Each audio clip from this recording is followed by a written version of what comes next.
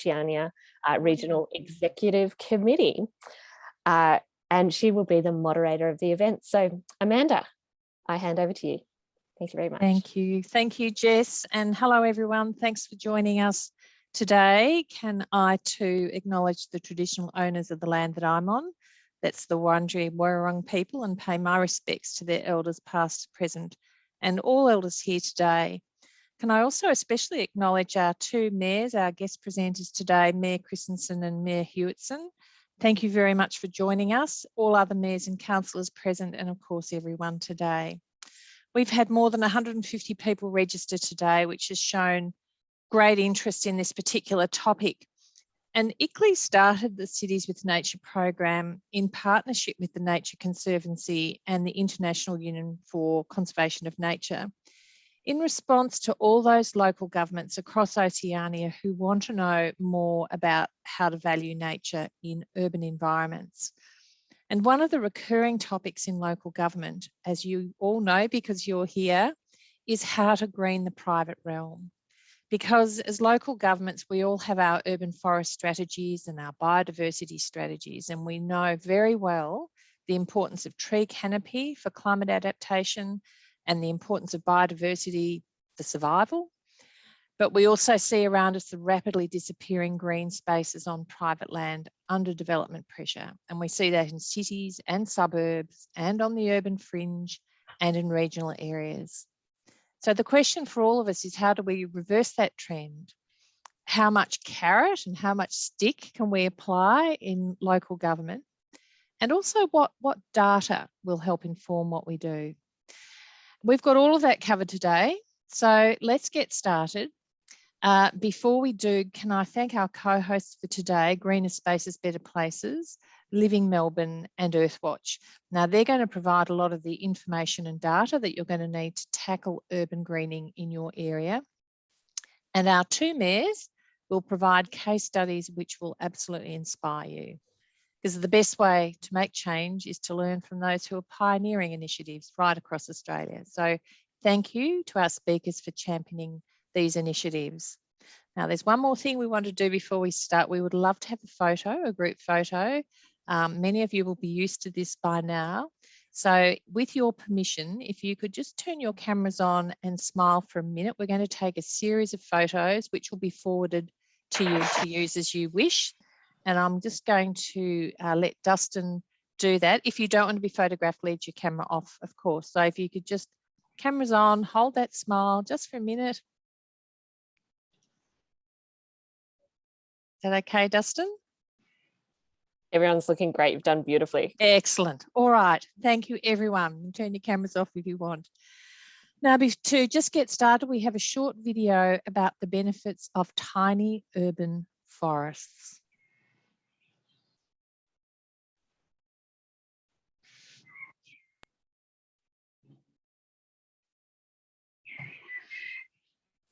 We're taken by the ivy and the hornbeam.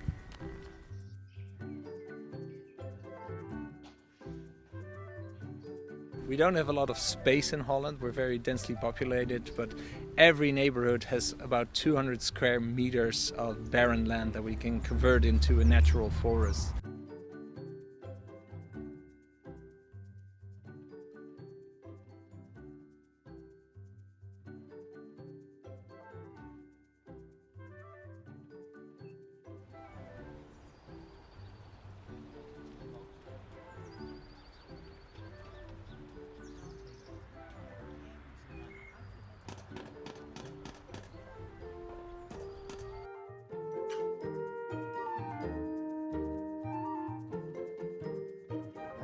By planting trees in a very loose, nutritious soil and by planting them really close together, they form this small ecosystem.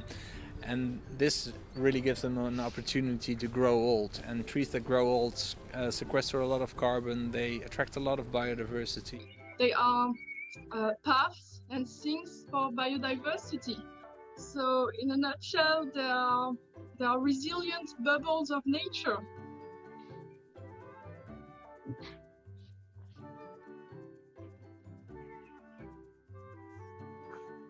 For instance, microforest can be a path for foxes. And we don't always want foxes. There's also simply the fact that the microforest is alive, so it creates leaves and fruits, and it can be waste in urban areas.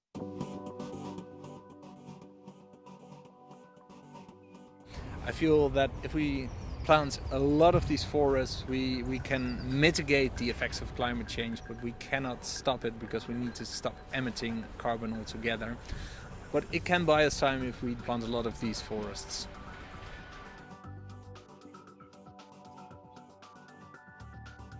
In my wildest dreams, the forest would thrive, kids would come here every day for outdoor classes, and the local community is very involved in the project. I think in practice it's always one or two of the three that go really well. If forests are very popular and a lot of kids play there, then biodiversity tends to do less well, because nature, well, they like the rest, they don't like a lot of screaming and playing. To mitigate climate change, we'll need hectares and hectares of forests. But what we can do is educate a generation of kids to learn how to restore forests and teach them so they can go and plant bigger forests when they grow up.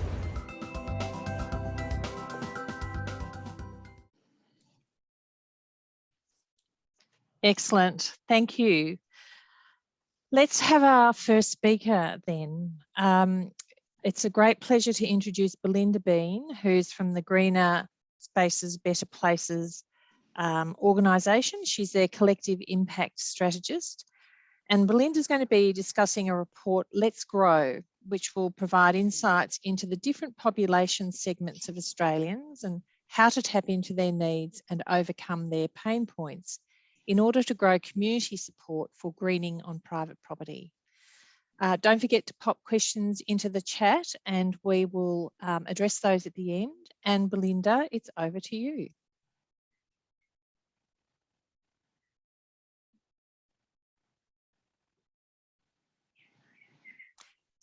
And you might be on mute, Belinda.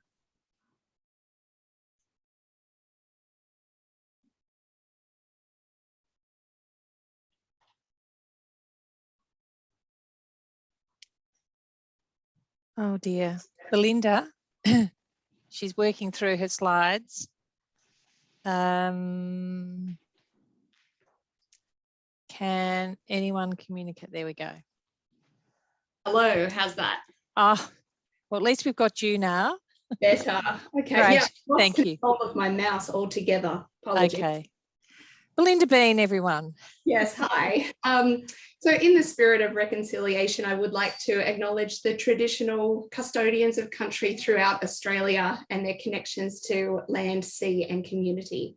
I pay my deepest respects to elders past, present and those that may be present today. I acknowledge that all cities are on Indigenous country and that as urban researchers and professionals, it's our responsibility to support that process of reconciliation, and indeed we can learn a lot when it comes to our urban green spaces. So Greener Spaces, Better Places, previously the 2020 vision, is a movement that brings together government, community, growers, business, and now just very recently, everyday people just like you and me, to make our homes, streets and suburbs the greenest in the world. The program is funded by Horticulture Innovation Australia to promote the value of plants and trees in our urban areas. We've been around since 2013, and in that time we've seen urban forest strategies go from 7% up to 88% in our urban spaces around Australia. We've also been tracking Australia's urban green space. We've done the only benchmarking of our green space since 2013. So we've been keeping our ears on the ground, and just like Councillor Stone said, we've really heard when you've said, you know, getting people to green their private land is a big challenge, but we see that also as a massive opportunity. So that's what today's report is all about. I'm so excited to launch this today. This report is really helpful for anyone that wants to motivate Australians to green their private spaces in their lands and homes. It offers a deep dive into what motivates or prevents urban greening in the private realm for different population segments. The research surveyed 1,600 Australians representative of the population and distributed across age, gender and state. So what's the big picture that we found? Well, Australians love plants and momentum is indeed building for a much greener future. We identified 8 population segments based on people's behaviours and their attitudes towards greening their homes and their gardens. The first 2 segments, the enthusiasts and the garden proud, are super plant positive, so much so that they just love to share their knowledge and talk about plants with other people in their lives. 71%, the first 6 segments, show at least some interest in plants. Each of these plant positive segments has its own combination of motivators, barriers, and opportunities for engagement, which this report unpacks. It doesn't really go much into the unavailable or the leaf clovers. We can forget about them and get on with those that are interested in plants at least. So we found across all population segments, this is general, these things motivate everyone. So colour, surprisingly, came out as a big theme. Australians want more colour in their lives, in their homes, in their gardens, whether that's flowering plants or just, interesting leaves. They want low maintenance, we all live busy lives, small space solutions, obviously, as we do urban infill and higher density living. We need to really build confidence because that's a big barrier. And we're seeing this great trend around giving plants as gifts as well as growing edibles, motivated by freshness and that personal satisfaction of growing your own. And looks do matter. Indoor and outdoor home improvements are a really important driver for at least some of the population segments. So these are the 3 big drivers. Intrinsic pleasure. So this is a personal motivator that people describe, such as relaxation and being able to express themselves creatively. Natural beauty, which is an extrinsic motivation of being surrounded by beauty and encouraging nature. And this whole idea of plants for people, so the social motivator in terms of plants and gardening, connecting the person to others in their lives or reminding them of relationships in the past, and indeed through sharing knowledge and giving of gifts. So this report, Ready, Set, Let's Grow, we launched it today, super excited. There's a number of ways in which you can use it. So the first is to have a flick through the various segment profiles to understand the different attitudes, behaviours and contexts of each of the different populations. The second way is to find a segment profile or profiles that reflect your community and get some ideas about how to engage and inspire them, which we have for each segment. Or the third way, if you already have an urban greening program, find it amongst our ideas in the report, and then you can learn more about the segment or segments that are most inspired by your program. And then you can target them and get them involved a little bit more easily. Well, the fourth way to use the information I've already given you, which is the overarching drivers and benefits that people find to help communicate. These are common drivers to all Australians to get them motivated to green their space. So now I'm going to dive into the segments. And as I said, there was 8 and the report goes into the 6, the most likely to have positive feelings towards plants. I do not have time to go through all of those with you today, but I'll give you a sneak peek. I'm not going to do the enthusiasts and the garden proud because, to be honest, they're such evangelists that they'll be doing this stuff anyway. But they are really great allies in the urban greening sector. So finding out a bit more about who they are and where to find them, will really help bolster your programs. So these guys are called the early bloomers. Really hate that name.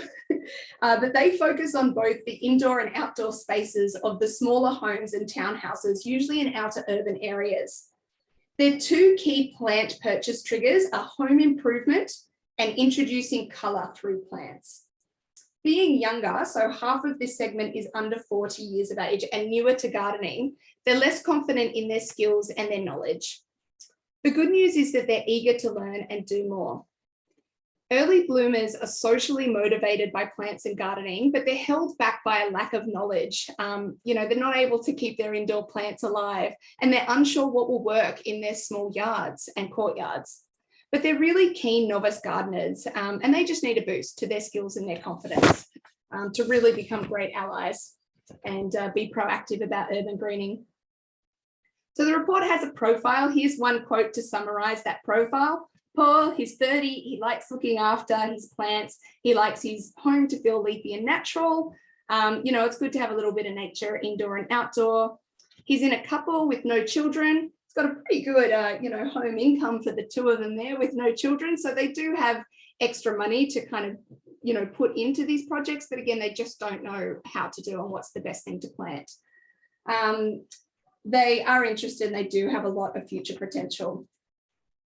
So then the report goes into where do you find these people based on what the research showed us. So you'll find Paul and the other early bloomers at markets or at hardware stores on the weekend. And being the group most likely to plant after doing a renovation, landscapers and indeed architects could be a good source of inspiration about how to get greening. So it goes through their specific motivators, barriers and ways to kind of build their momentum further. And then we've got a whole page for each segment on some local council initiatives that would really help that segment and address some of their motivators and overcome some of their barriers.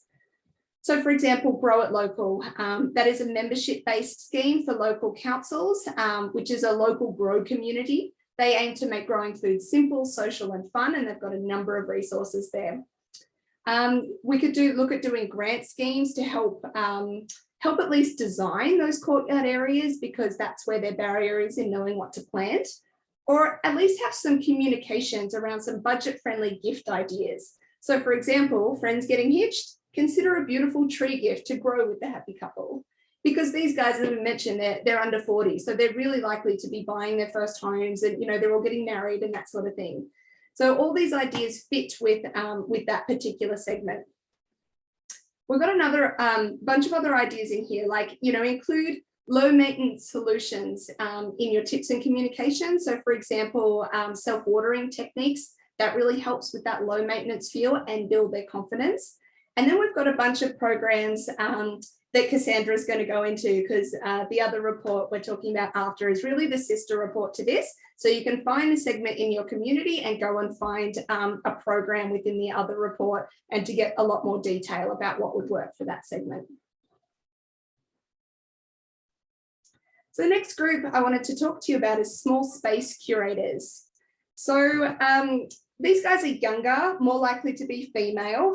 They're more likely to be found renting apartments and smaller properties in urban areas. Their greening efforts are mostly focused on potted plants for indoors, courtyards, and balconies. Small space curators are inspired by colour and want to be surrounded by beauty in their home. But this group lacks confidence, particularly with outdoor plants. But in the future, this group is really likely to pursue home ownership that has a garden. So upskilling this group now and educating them on the benefits of trees can help set them up for a future of private land urban greening. So again, where to find them, motivators, barriers, and then ideas to engage. So I'm going to leave it there just because we do have a lot to get through this evening, but that report is available on our website. I think Dustin's really gratefully going to send the link, share that with you. We also have a newsletter that goes out monthly, the Living Network EDM. Please do sign up to it to stay in touch with everything that's going on in this movement. As I mentioned, Greener Spaces is a collective impact initiative, so we're always trying to keep our ear on the ground and share that around. We also have a LinkedIn group. We'd love you to tell us what you're finding and doing in that group. And you can follow our Instagram, because as I said, we're all about people and inspiring people now. So join our Insta, we've gone social. Thank you so much. Thank you, Belinda. That was fabulous. Greener Spaces is such an excellent initiative with some practical ideas for engaging people in greening up cities and regional areas. It's just wonderful. So don't forget, everyone, to put questions in the chat. And also, as you're thinking and listening, if you've got ideas for future webinar topics, please put them in the chat too, because we're planning next year now as well and want to know what would be interesting for you. Our next speaker is Cassandra Nichols, who's the CEO of the EarthWatch Institute, who have been working with the Living Melbourne project. Cassandra is going to be sharing with us how the EarthWatch Institute has been successful in engaging and motivating the community to green their spaces, as well as providing access to their recent report, which is titled Let's Scale Up. And I think that might be launched tonight as well. So thank you, Cassandra. Over to you.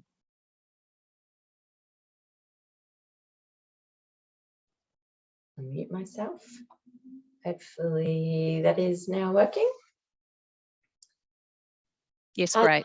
Excellent, great, thank you. So as Belinda said, this is actually the sister report, really, if you like, to Let's Grow. I think together, combined, these two reports will actually provide you with an amazing tool to create effective, very effective urban greening projects engaging the community. So I think it's fantastic that they've actually both being launched today and that we were able to do this. So thank you everyone for enabling it. So just quickly, who is EarthWatch? Oh, sorry, and I can't change the slide. There we go. EarthWatch is an environmental research organisation, and we've been operating in Australia for 40 years, but globally for 50 years. And our mission is to empower people to save the natural world. And we do this by creating experiences of both scientific and educational nature that try and shift behaviour towards pro-environmental action. We're a delivery partner of the Living Melbourne strategy, and that strategy was launched in 2019. For anyone who hasn't seen it, I highly recommend checking it out, and you can see the web link there for it. The report feeds into two of the strategic goals within that strategy, which is firstly around really encouraging private landowners to enhance and to protect the urban forest, and secondly, to mobilise community to support urban forests. As we all know, and what the discussion has been, is we're losing green canopy cover in the private space, and so there is an urgency, I think, in order to actually get the community involved in these programs. And I would just like to take the time to acknowledge as well the two partner organisations, the Nature Conservancy and American Express, who enabled this report. So the report is a snapshot of urban greening programs in the Greater Melbourne region, which particularly have a dedicated community education and engagement journey. So I guess that is key. If they didn't have that, it doesn't mean they're great programs, but they weren't the aim of this report. The report actually identifies over 70 different projects and highlights 4 of these, which we recommend taking to scale. It also identifies key success factors to what actually makes a program successful.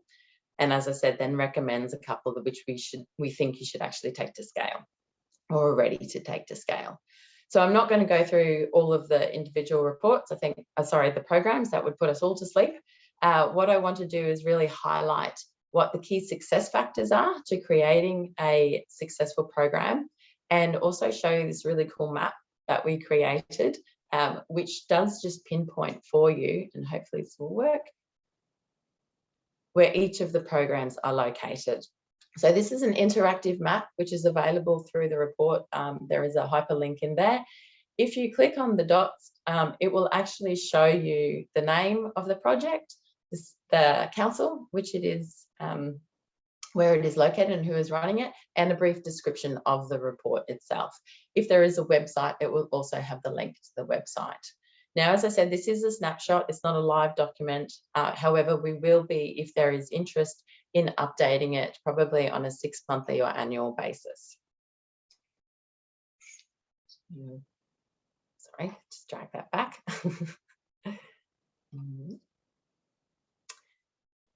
So how we actually came up with or how we devised, I guess, all of the information that came from the report was there was representatives from 8 different councils which formed a working group. We gathered information, public-facing information from the internet. We held 2 workshops. which involved over 55 council representatives, and we did a number of select interviews which delved deeper into some of those programs. And as I mentioned before, I guess the key thing is that we couldn't include everything. There are some really amazing projects out there that might be one-off events or that are capital works, which are still really important, but because they didn't involve that community and education journey, they haven't been included in here.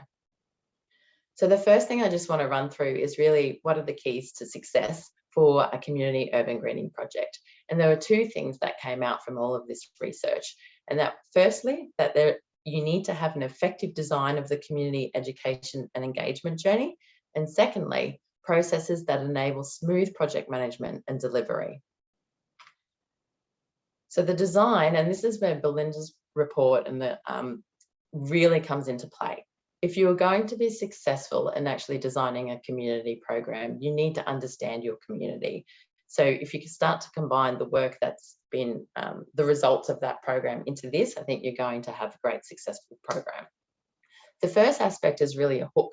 So I guess you need to remember as well that your community might not have the same aims as yourself. So you might be engaging into a greening project because you want to undertake a climate change or deliver a climate change outcome or cool your forests. However, the hook that you want to use for them might be colour, as we just heard. You know, to get the pools involved in the world, you've got to think about different ways to actually get their interest. So you need to think about edibles, you need to think about, is it colour, is it just the intrinsic value of gardening and that excitement that they get or that relaxation, or is it wildlife? And then really use that to set its scene. The second aspect is upskilling. So with education comes confidence, and a more confident community is one that is more likely to be engaged and participate in activities, and not only with themselves, but share that knowledge. So you start to see a ripple effect throughout the entire community. And some of the ideas or some of the activities that people were taking here in Melbourne were workshops, resources such as how-to guides or online accessible resources, and then even having partnerships with your local nursery or with landscapers who can provide that skilled advice to the community. And one thing to also note was when it came to resources, one of the barriers that was raised throughout this process was language barriers with community. And so you can overcome this really by using lots of simple language and really heavy, image-heavy resources. The third aspect is tools. And so this is where you need to consider how you can actually help your people go from the knowledge that you've just given them to implementation. So what can you give them that will enable that and facilitate that action? And this is also, you can think of it as incentives. So things like free plants, free vouchers, you know, buy one, get one free. If you've attracted them because of wildlife, then think about things like bee kits or nest boxes. So again, remember why they've got involved in the first place and utilize that to keep them engaged. Another really cool example of this was actually matched funding. So providing grant opportunities where to private landowners, if they contribute some funds, then you will match that. And this was actually taken up quite well by OCs, so body corporates of residential buildings. So it's a really nice way to think a bit more broadly than just that individual as well. The fourth aspect is connection. So once you've got them engaged, it's really important to actually create a community. So from broader research that we've done with EarthWatch expeditions is one of the things I think we often overlook is the importance of inclusion.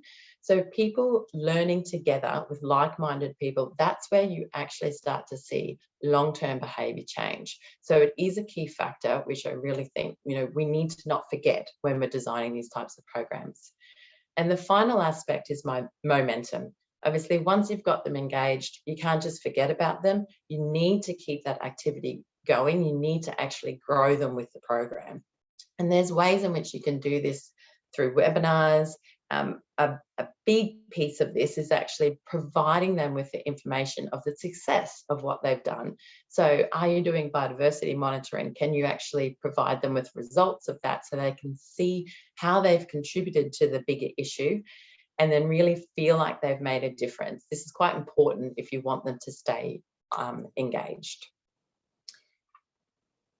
The second element was really around the processes and how do you drive a smooth program delivery. And there were three key things that came out here, which was clear governance, committed resources, and a link to other councils and sharing. So with the governance, there's some great examples in the report of both council-led programs and then a combination of council and community governance. Gardens for Wildlife Victoria is a great example where it's actually a community-owned program, but it's that council community governance structure that works really, really well. Committed resources, again, the programs that have been found to be quite successful and have good longevity is where there is a member who's dedicated to this. So often it was 1 to 2 days a week, not necessarily for an entire year, but certainly through the peak times where the program might be extremely active.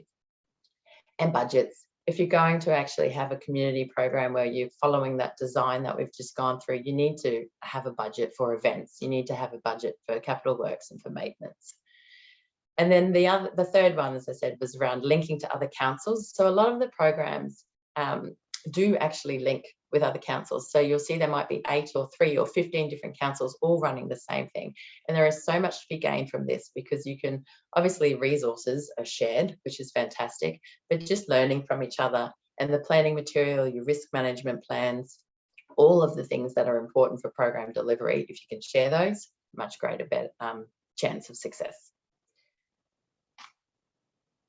So because there were so many types of programs that were actually identified through the research, we actually themed them into 6 different categories, and that was based on the motivators, the target audiences, and the different landscapes which the programs were actually working on. They're all quite explanatory, and this is what Belinda had referred to, so you can actually, again, match these to the Let's Grow report.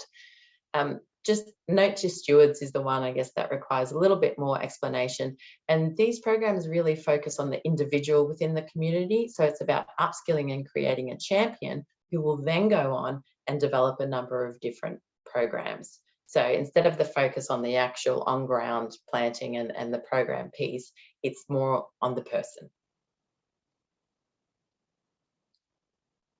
And finally, the projects which we identified as the programs to come to scale. There was 4 that we've highlighted in the report. And I would just like to obviously say as well, this doesn't mean that the long list, which is in the report, doesn't mean in any way that they can't be taken to scale. These were identified by a number of different criteria and they were all exceptionally strong. And the criteria used to actually identify these were their effectiveness, so that they have actually already proved that they are successful programs. Their potential reach, and I say potential simply because one of the things this report did highlight is that reach is something that we still need to get better at actually monitoring and capturing. They all have a structured engagement and education journey for their community.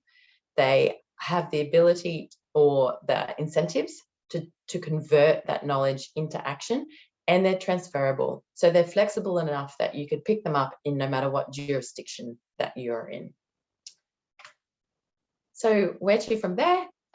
So there is the potential to take 1 or 2 of the shortlisted projects to scale, and Martin Hardigan, who's the program manager for Living Melbourne, would really like to pursue this if there is a coordinated interest in 1 or 2 of the programs, and that will be on the plans for Living Melbourne for next year. So if you are interested in that, please contact Martin. You can take a snapshot of that now, but otherwise I'm sure we can circulate his contact details. And the other aspect is really, I guess, to think once you look through the report and you go through the long list, if you are interested and you're not necessarily in the Melbourne region, this doesn't mean that they can't be applied to your jurisdiction. So we encourage you to contact the councils directly to get more information about them, but also please, if you can, let us know, because we'd love to see if this report has been helpful to each of you. And I'll leave it there. Thank you, Cassandra. What a great framework to provide for people wanting to do things in their own area. And yes, it doesn't apply just to Melbourne and Victoria. These are ideas and approaches that can be picked up anywhere. And in fact, we now have 2 case studies from places other than Victoria, South Australia and Queensland, of one's a city and one's a regional area that are actually engaging in some very innovative ways to green their cities. So I'm now going to introduce to you Mayor Michael Hewitson from the City of Unley in South Australia. Michael is a very big fan of trees and vegetation and greening the city, and I'm sure you'll find his passion and enthusiasm as infectious as I do. Michael, tell us about Unley, please. Look, thank you for the invitation to present, and I'm afraid Unley is one of the most densely populated parts in South Australia, in a suburb, going up, lots of demolition of sites. In 20 years, at the current rate, 50% of our city is going to be completely rebuilt, and at the current rate, it will be treeless. Well, not quite, some people are enthusiastic, but quite frankly, a developer can move in, pull out all the trees, sell off the property, and they don't have to live in Unley and live with the results. So why are we bothering? Well, Cassandra said you needed a hook, and that got me thinking, what's our hook? Well, probably it's the fact that suburbs with 30% tree canopy cover or more are 10 degrees cooler on a stinking hot day. And we've actually got pictures in Unley of our heat mapping of two parallel streets, one 9% tree cover, and the next street over on a still hot day, it's one was 32 degrees, that's the one with 30% tree canopy, and 42 degrees, in other words, stinking hot, the next street over. Western Sydney, as we're talking Australia-wide, lots of examples of whole suburbs which are treed, which are 10 degrees cooler on the stinking hot days, and discussions, do you want to be 52 or 42? You know, do you want to live underground? So inner city, most densely populated, and so here we go, we'll go next one down. Oh, right, okay. So what's to do? First, I'm on a bus as a city. We're going downhill. It's the year 2018. The target canopy cover is 31%, and on private land at that time we had 21.26% cover. I'm a mathematician. My council keeps telling me, Michael, don't go to 2 decimal places, but that's the truth. Losing 2% of trees per annum is what we were doing. So what do we have to do? This is back in 2018. We had to plant on private property 500 a year and stop losing on private property 1,000 a year. Alternatively, lose the 1,000 and plant 1,500. But one way or another, we needed to achieve both of those. I've mentioned we're the closest to the city. The other factor about Unley is we've only got 3% open space. Being one of the original suburbs, we didn't get open space. We're the smallest open space of any council in the whole state. Most densely populated, most smallest place. And the fact is, if we planted our streets as well as our open space, that's 16% of the city, we to 50% coverage, we'll only get 6.4% of the tree canopy. In other words, we'll cook. We'll be one of Western Sydney's bad suburbs if we only plant council land. But carrots and sticks explored. So what do we do? Now, I want to take a note. I was asked, Steve Gawler, please make this real and make this local an example. Well, to do anything takes political courage. Councils are made up of people, they get elected by people, and to do new things is worrying. It is easy to accept defeat and pass the blame, and we can do that in South Australia because the state government holds all the sticks. We can't set in our planning rules a mandatory 15% minimum coverage like you can in other states like Sydney. We could a few years back, and our council voted against doing so. The current council wouldn't be, knowing the problem that we have now, may well not have done it. And in 2021, the state government now has statewide planning code. Now, what are we doing? look, we're doing a lot of what the first two speakers spoke about, the verges and the free giveaways. We've even given a 50% subsidy because significant and regulated trees are big trees and they have a community benefit. And so if you need to prune it or maintain it, council goes 50% with you if you apply for a grant. So they're all the easy things. And how are we going? And then we started to consider impossible options. Under serious consideration. Now, why are they impossible? Well, for new developments that increase the built form, the new developments that increase the built form we need to seek the minister's approval for an Unley Council tree offset fund. What do we want to do? 15% canopy cover or pay 10 to 15% higher rates until you get there. In other words, the real advantage of a scheme like this, you don't just have people have 15% cover at the development and then remove the trees later. We need to be able to check up cheaply and at low cost every property across the city. We discussed early on doing this, the cost of sending somebody out and measuring the trees, all the arguments, etc.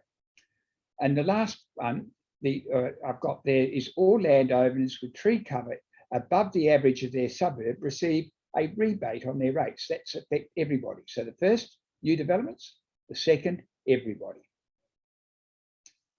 So the game changer, light detection and range hour LiDAR. If you don't know anything about this, you can look it up, but basically what it does, it makes impossible missions possible if you do certain things with it.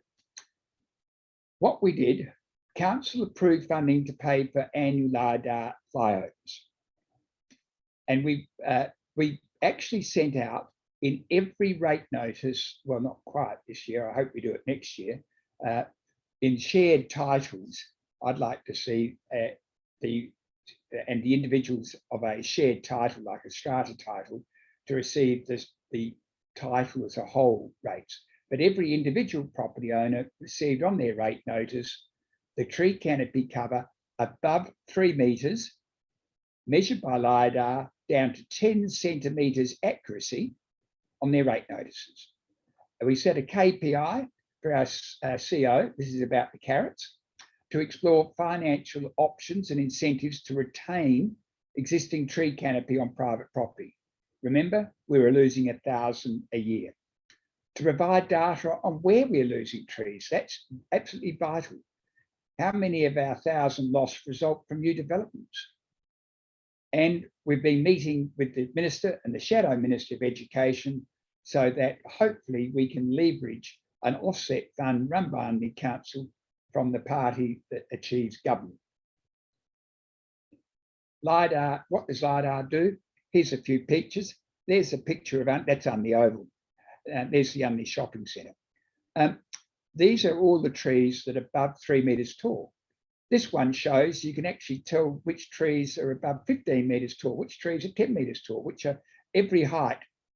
We can do that. And we can actually overlay in the third one where the trees are and who owns the land. Now, what was the result of doing all this? Well, we've actually got a fool's gold medal. Now, why? But it's a genuine bronze medal. Very proud of our city of Unley, this mayor is. And so when I put us down, it's because we're on that journey. We're on the way and we haven't got all the answers yet, but by heck, I hope we do. Now, what have we done? In Adelaide overall, everybody's losing 2% per annum tree canopy. But not Unley. The last 3 years against the total trends, and it hit the Sunday Mail, because it's quite extraordinary for an inner city council to actually have an increase of canopy cover. Our private property went from 21 point, I won't go into maths, do it for yourselves there. The picture, the numbers are on there, and the cover increase is 5.1%, 5.19%. Now, this is what I want to talk about. This is where it starts to get really exciting. Now, I said we won a Fool's Gold Prize, and it's a genuine bronze medal. Heavens, to increase our canopy cover when everywhere else is losing it is a real achievement. Now, what's the problem? Why did I say Fool's Gold? Well, it's down here and the little bit down there. See the red one? Now the tree removals, see the green one? The red one's more than double that one. So we're taking out, say, 1,000 trees and only planting 500. Now, how do we know? Well, this is the LiDAR. We've programmed everything. Look at all the red ones. They are trees that have been removed in the last 3 years. Look at that beautiful, shiny green one, that luminous one there. And look where it is. It's, of course, on council land. That's a new tree that's been planted. This is the existing that was there, and this is the growth around the trees. And this one's been pruned. So we can, and no canopy change. So what we've done in Unley is slow down the rate of removal of trees, and we've planted 500 trees in addition to 2-for-1s on council land. What's the problem? In 4 years' time, we have no council land to plant a single tree on. And so we're going to go down. Okay, next. There it is. We're losing greater than 2 trees for every one planted. So what should we do? Should we involve all ratepayers? Retrospective rules are unfair. Social justice, all ratepayers pay. Now, this is an interesting one. People have said, if you give a rate rebate for people above tree canopy cover, that's not fair on the poor.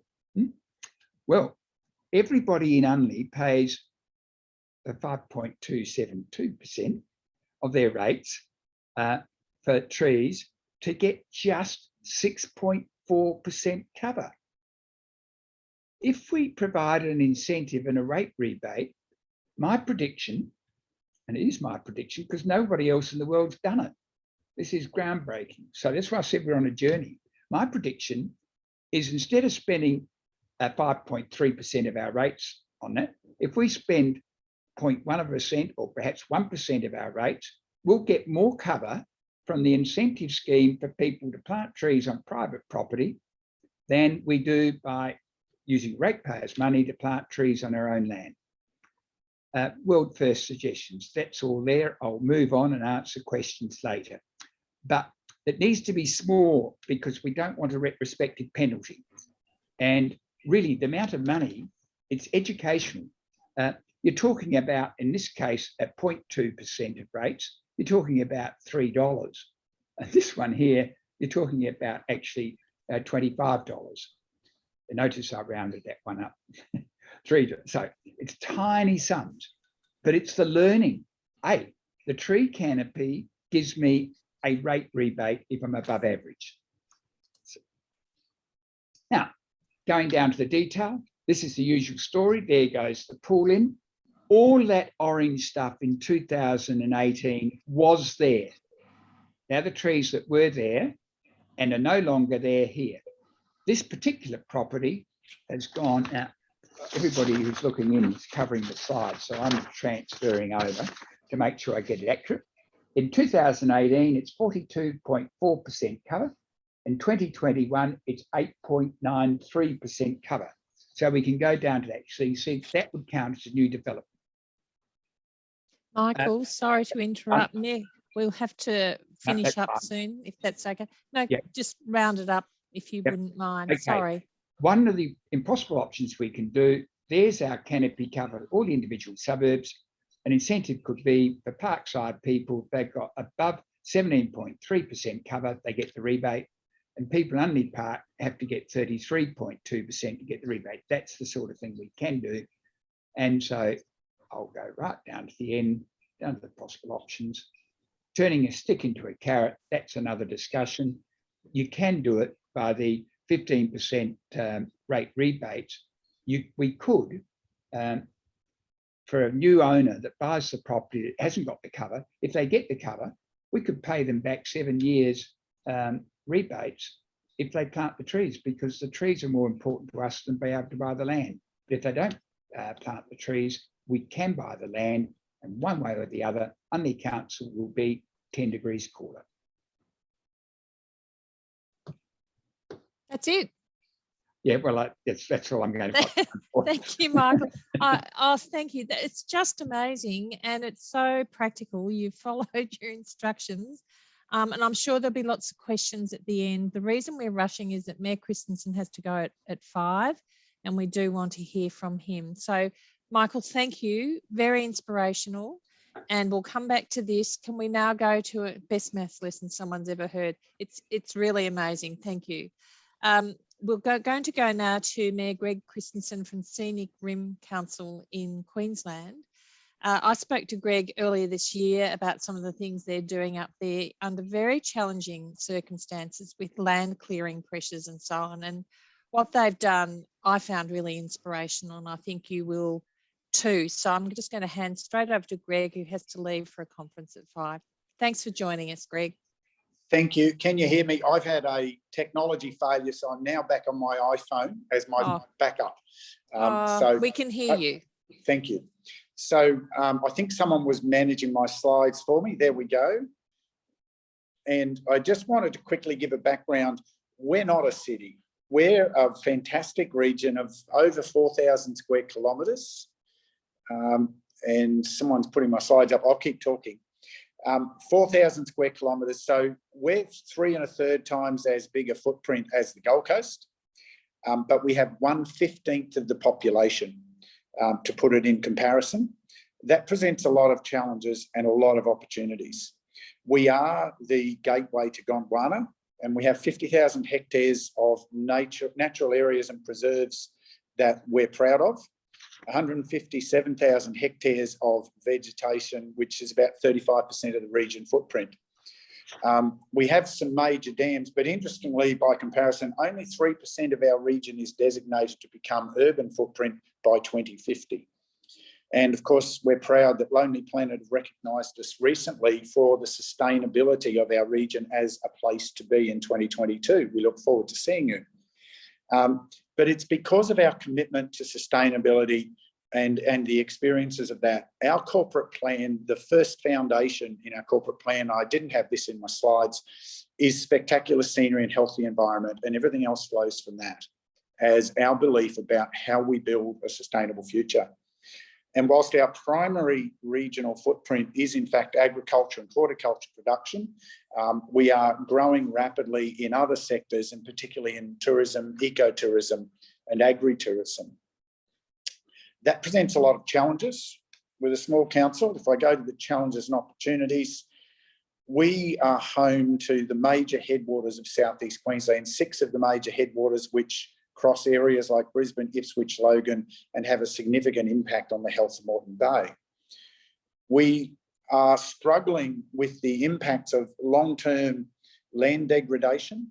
When this area was settled in the 1880s, you were required to clear your land within a year or you would lose your title. So we have large areas that were cleared with good intent that we're now seeing the long-term impacts in steep country. And even on land not cleared, in the 2017 flood event, more than 1 million tonnes of Leamington National Park collapsed and came down through our catchments. This is vulnerable topography, and our farmers share our concern about its future. We have a lot of challenges with invasive species, and unfortunately fires leave you with monocultures which destroy the biodiversity. And we have a number of other challenges. We are a biodiversity hotspot with a number of endangered species and unique species that we're proud to work to preserve, and we've created a number of programs to preserve them. We're also home to massive koala habitat with a strong koala population, which we know is very important on an Australian scale. But we have small budget, we have big challenges, and we rely on partnerships. We aspire to the UN sustainability goals as a foundation, and the work we do in sustainability addresses at least 6 of those goals as a way forward. And that's something I've introduced to council in the last 5 years. It's something I'm used to considering in a business sense, and it adds power to your program. To the next slide. This is the nub of what we've, sorry, yeah, you've jumped one for me. Actions and programs. Sorry, I couldn't read on my own slide. Just back one there. We have a cornerstone program around 1 million trees over 10 years.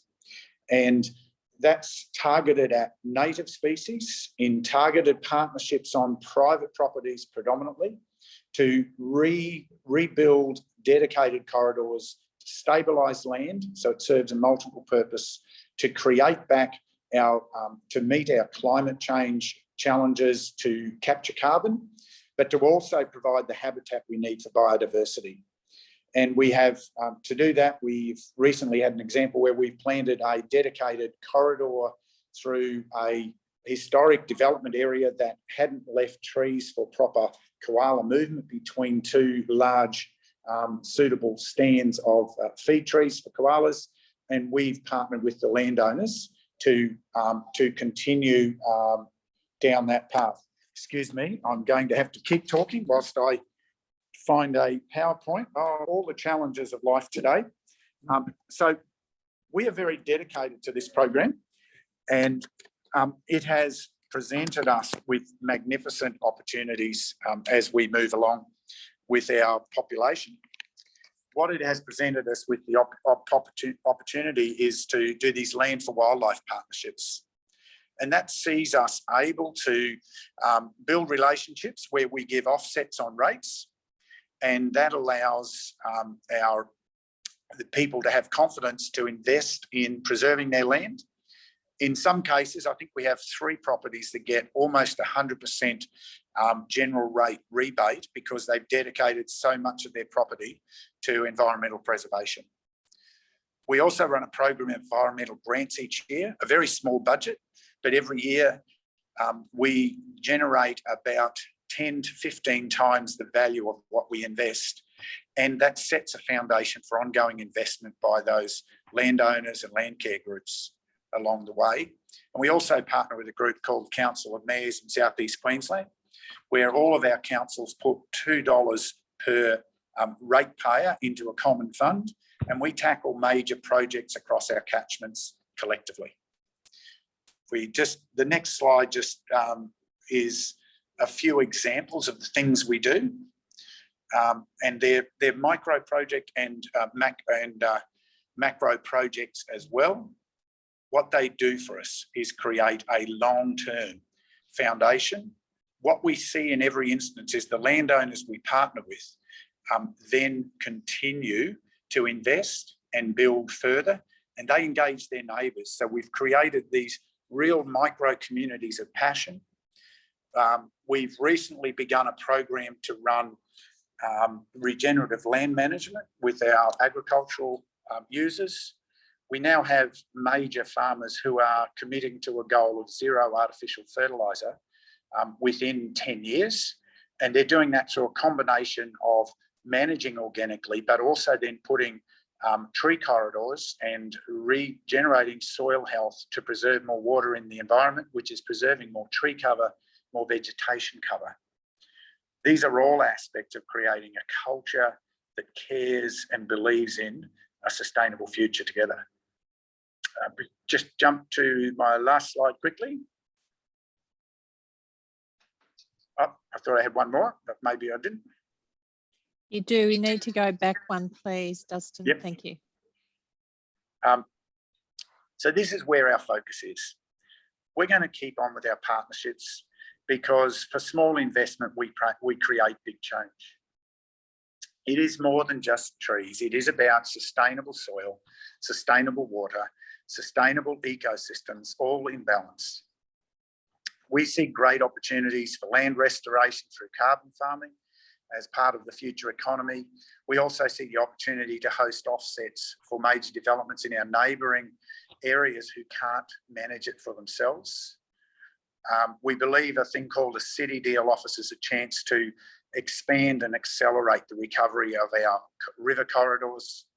And we are constantly progressing this focus on long-term rehabilitation, which will give us the corridors that give us resilience through climate change.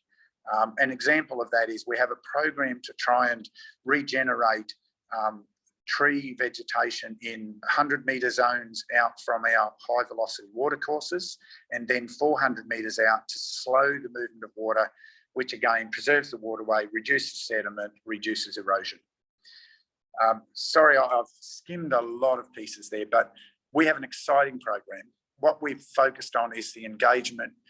We do programs with all of our schools. So every one of our children, by they leave school, is passionate advocate for these programs. Thank you. Thank you, Greg. Under difficult circumstances, that was truly inspirational. And I know you've only touched on some of the wonderful things happening in Scenic Rim under your leadership. And I think there will be lots of questions. I know you have to go back to your conference, but perhaps we'll touch base with how people who want more information about what's happening in Scenic Rim can actually find out. Okay, thanks very much for joining us today. Bye. Okay, bye. Thank you. Gosh, there is lots and lots of ideas there that definitely build on the two speakers that we had to begin with. And thank you, all of you, very much. We have quite a few questions. I'm not sure that we'll get through them, but let's just have a go. I'm going to go up to the top to the first ones, and we'll proceed in order, and we'll try and get answers for them offline if necessary. So the first question was from Sophie Moore to Belinda. Has the information in the guide been displayed spatially yet, Belinda? So not in our guide. You'll find little bits of details like, you know, are they rural, are they urban dwellers, you know, what type of housing they live in. But there's a lot more demographic information in the full report that sits behind our glossy, glamorous, easy to interpret one. There's a 140-page report with all of the data, and there's a lot more kind of demographical information there. And that's from the end of our report. Okay, great. And there's another question for you too from Andrew Hewson, who's interested in whether you thought COVID and travel restrictions and working from homes influenced some of the profiles in the study and some of the motivations even. I'd say it certainly has, Andrew. Great question. The survey fieldwork was conducted between the 23rd of February and the 11th of March this year, so 2021. So very much in the thick of COVID. So I say what we're seeing is that movement, and the fact that we see, you know, it really is there is a building momentum for greening, I think is really inspiring. So that being something sustained is something that the you know, the report was very strong on. You know, people aren't traveling as much, they're at home, they're wanting to feel nature and feel connected and do projects that, you know, connect them to nature in their homes. So yeah, so it's definitely very recent research that would have captured that COVID effect. Thank you. There's a question from Patrick Kazali, and I'm not sure who, I'll see who'd like to answer it. An exploration of the perceptions of safety versus urban greening and rewilding, because Patrick runs into roadblocks where there's funding and a mandate for something like a microforest, but landscaping plans are wound back to cater for a whole lot of things like safety. Would anyone like to have a go at that? Cassandra, do you want to talk about the Tiny Forests project? Have you done Tiny Forests, Cassandra? Actually, a national program that we're about to launch. Okay. So it was apt. I didn't know that we were showing that video. Very good timing. So it is something, I think, and from our research as well, and speaking to the councils within Melbourne, it is something that has shown up as a barrier. Also, the perception of trees and the perception of safety with community versus council as well, and that has been a barrier to programs in itself. I guess what we're working towards with the Tiny Forest project is actually communicating the benefits of it over the safety issues, and it's exactly the same method that we just talked about for using the community journey, actually taking the councils on that journey as well. So providing them with the information around all the different co-benefits that something like a tiny forest will actually bring compared to the actual risk elements. It is something I think that we need to work on, especially in Western countries, not just Australia, more globally. It is definitely something that our UK office is actually already doing this, and they've got 150 tiny forests that they're trying to achieve in the next 5 years. And it is a barrier that they've come across with councils there. We have had a numerous interest already here though, so especially in Sydney. So there's been a lot of councils who have proposed numerous sites already. So I think there is already that shifting behaviour to overcome the safety challenges compared to the benefits again. Thank you. It's a little bit like the contributions from both our mayors who talked about the snowball effect. When some people start something, others are more likely to join in. The next question is for Michael. It's Ricky from the City of Holdfast Bay, who's interested in species distribution in unleased canopy cover, whether you know that, whether that's contributing to the increase in cover, and does your proposed policy for a rebate apply equally to rate place regardless of the species they have on their property, Michael? Very good. Yes, we do know. We know every single ready tree. Jacarandas, I don't know if you're around Australia or familiar with jacarandas. They are in beautiful flower at the moment. And yes, we've got, look, I'm going from memory, that about a quarter of our trees were jacarandas when we started. This is a few years back. And we are maintaining the population of jacarandas, but not increasing it. So as we're planting 500 more trees a year, none of those will be jacarandas, but the replacements, the 2-for-1s, will be. Next, the Queensland box with little ball bearings are our next biggest. I've got about 18% of our plantings of those.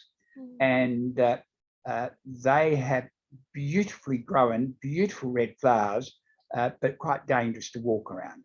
And so when they come out, we will not replace them. We are going to slowly over time remove them, but too many of our trees are that.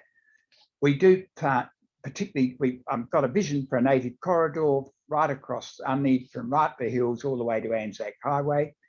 And we've got bits of that already planted and built, and we're expanding it slowly each year. We tend to plant a lot of natives in our parks and street trees. It's a variety. And in terms of the residents, no, we don't know the species of trees on private property.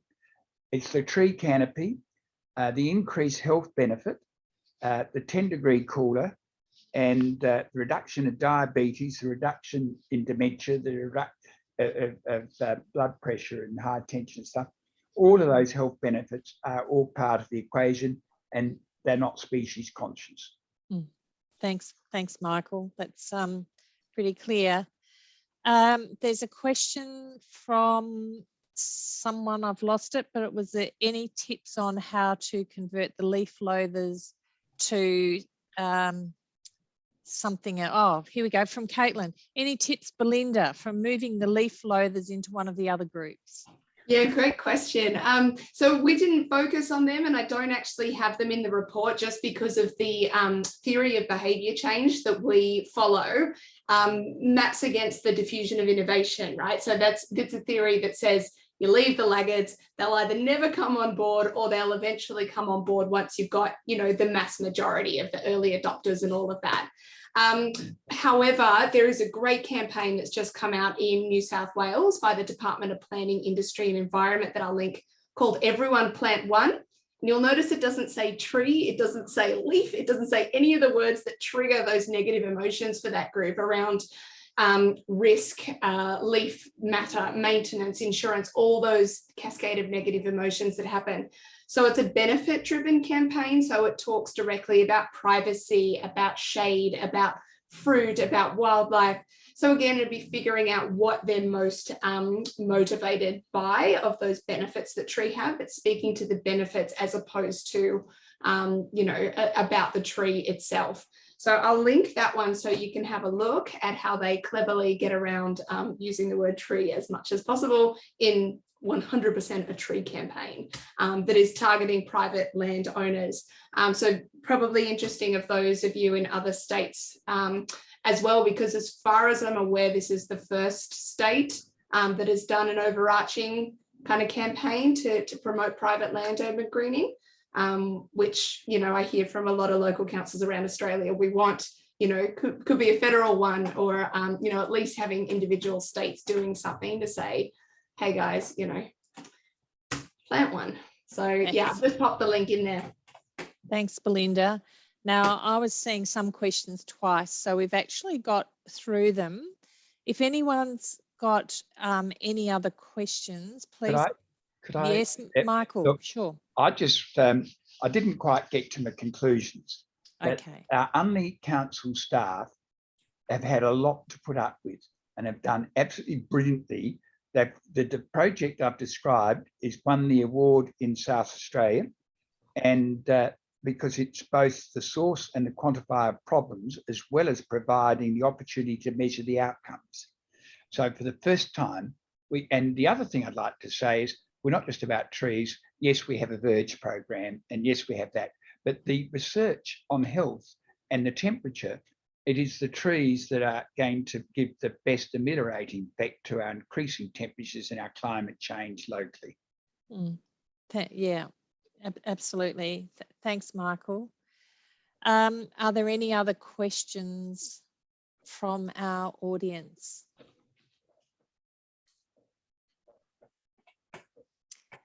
Just a question maybe to Cassandra from me about the tiny forest on private land. There are a lot of unsubdivided properties still with vast amounts of lawn and paving, I guess.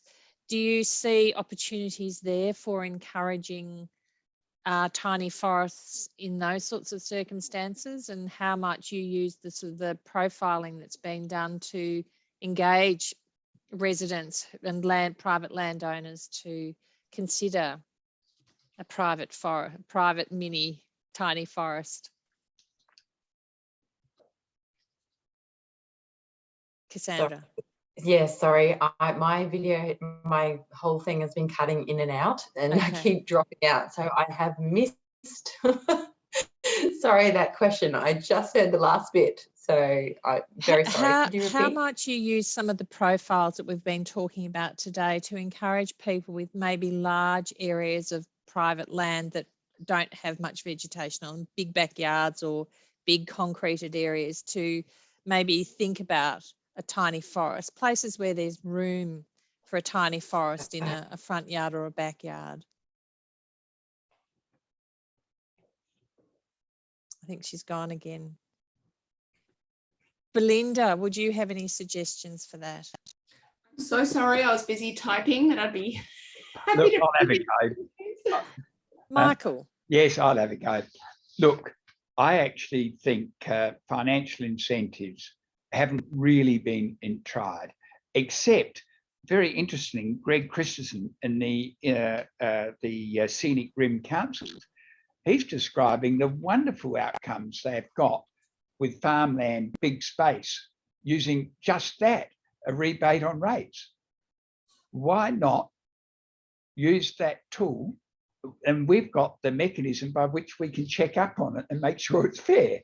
But we don't have a mechanism to say it is necessarily a native forest like a little one like there is in the Netherlands. Sorry, indeed. Thank you, Michael. I think we've got busy people here, and if there are no more questions, we might wrap it up now with a huge thanks to all of our speakers. Very cohesive presentation with evidence of understanding your community before you even start to green spaces, the data that's been provided by our first two speakers, and then some pretty innovative ideas from our two mayors, ranging from carrot to stick and everything in between. The recording of today's presentation and any presentations that are available will be circulated to you in a follow-up email. Please let us know if you've got ideas for future webinars for Cities with Nature for 2022. We're really keen to hear what would be meaningful to you.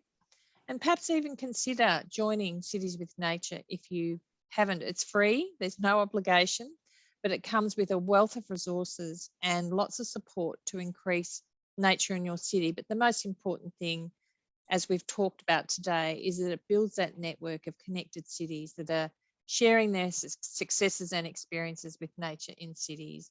And that's really so very important.